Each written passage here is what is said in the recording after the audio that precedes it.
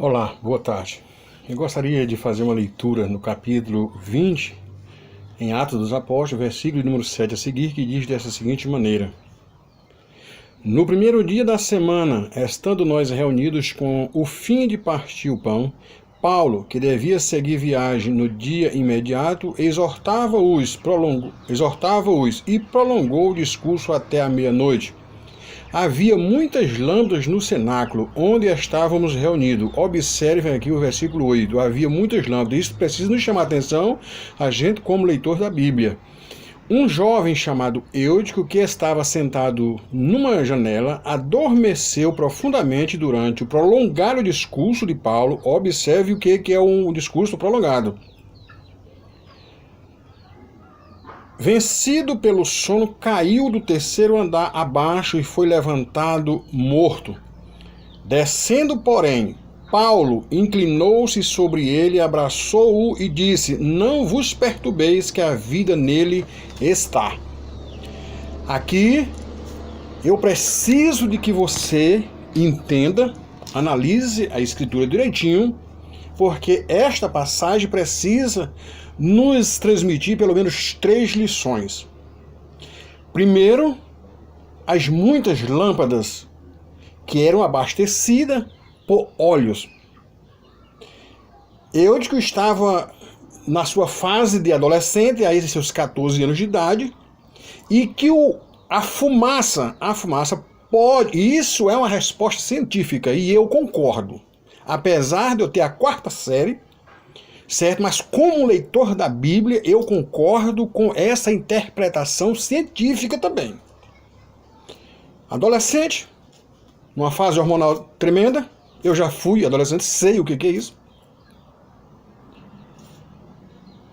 A fumaça contribuiu para que isso lhe trouxesse um pesado sono.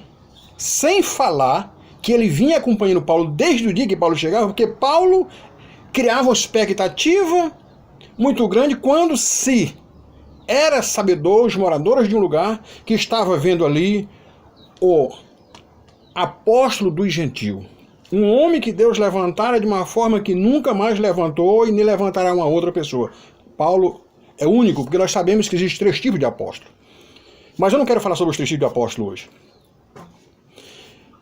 Ele, seguindo Paulo, onde Paulo estava, ele estava, onde Paulo estava, ele estava, porque ele tinha interesse de aprender, coisa que muitos hoje não têm, pode até estar caindo de a janela, mas é porque não tem interesse, mas aquele jovem, Eutico, tinha. Então a sua fase pode ter contribuído através da fumaça e aquele sono vinha pesado, ele caiu. Observe uma coisa. Quantas vezes eu lendo a Bíblia não observava isso? Quantos pregadores eu já vi humilhar o pobre, o coitado daquele jovem, aquele adolescente. Eu não sei se pelo fato de não observar a Bíblia, eles humilham algumas pessoas que estão na igreja, que eles chamam, eles acusam, eles nomeiam de Eutico. E assim eles dão na cara das pessoas, talvez por não observar a escritura sagrada como deve se observar.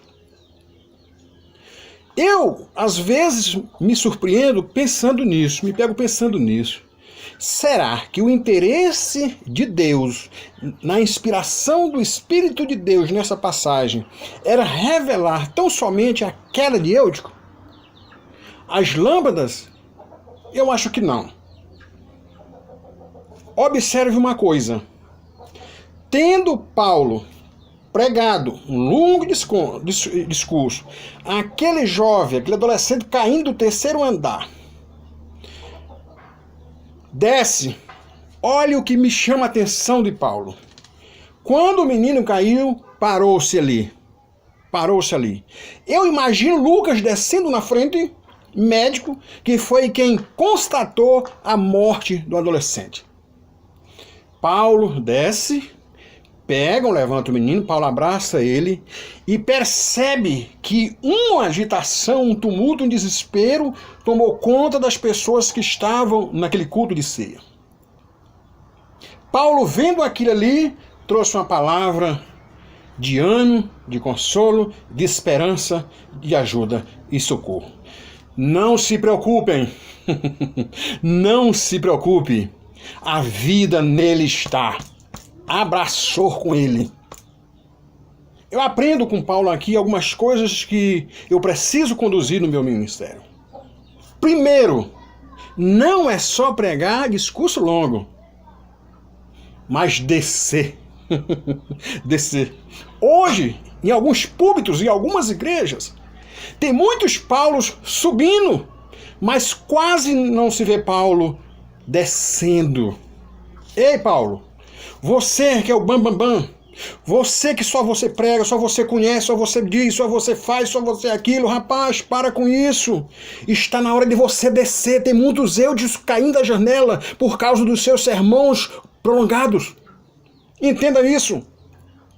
Desça, abrace. Você sabia que a importância do abraço de Paulo trouxe aquele menino de volta pelo poder da palavra que ele ministrava e do compromisso que ele tinha com Deus?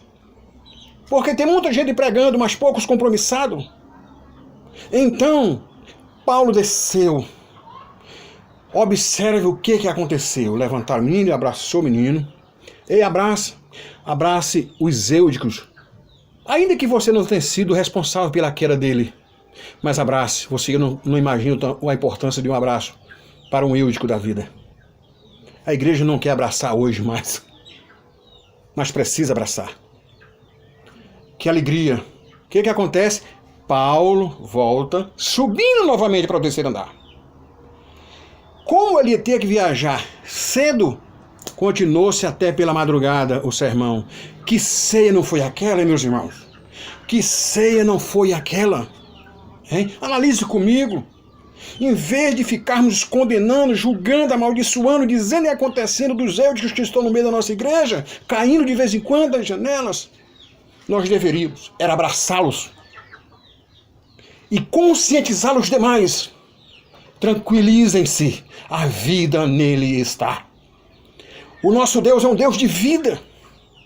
E quando Deus está na vida de um Paulo, você não queira saber o que pode acontecer. Eu quero que você entenda uma coisa. Tem muitos eudicos por aí esperando o seu abraço. Pare de ficar acusando os eudicos quando você deveria abraçar. Você gosta de abraçar dinheiro? Esqueça o dinheiro e lembre-se dos eudicos da vida que já estão caídos. Deus não te levantou para pensar em dinheiro, Deus te levantou para pensar nos que estão caídos, para que você possa abraçar e levantá-los, porque Deus tem compromisso com eles. Olha, se você estudar sobre a história e você ir profundo sobre a vida de Eutico, você precisa saber o quanto que ali deu um obreiro responsável, um obreiro amoroso, um obreiro que foi um instrumento nas mãos de Deus. Pastor, isso está na Bíblia? Não, se você não lê a Bíblia, quanto mais os demais livros que você precisa ler. Certo? Porque a preguiça é muito grande, o acomodismo é muito grande.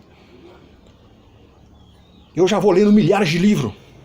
E a Bíblia pela 19ª vez, estou lendo aqui, ó. Já estou no capítulo 34 de Gênesis. Mas eu gosto de ir descobrindo. Eu não quero chegar ao final do ano. Tá aí, eu li a Bíblia mais uma vez. Se eu não descobrir nada, não interessa eu ler a Bíblia. Deus não quer que eu chegue ao final do ano e leia a Bíblia todinha. Deus quer que no final do ano eu tenha aprendido alguma coisa na Bíblia que eu li durante o ano. Ok? Você me entende? Que Deus abençoe você nesta tarde. Eu vou continuar orando por você. Eu saí do meu Face, eu bloqueei o meu Face e vou ficar usando o Face da minha esposa. É gente demais me acionando e eu não vou, porque eu já fui vítima de um problema por causa de redes sociais e depois eu vou voltar a usá-lo, mas eu vou ficar usando da minha esposa, Lourdes Rodrigues. Minha esposa louva ao Senhor. Que Deus te abençoe nesta tarde e vou estar orando por você em nome de Jesus Cristo.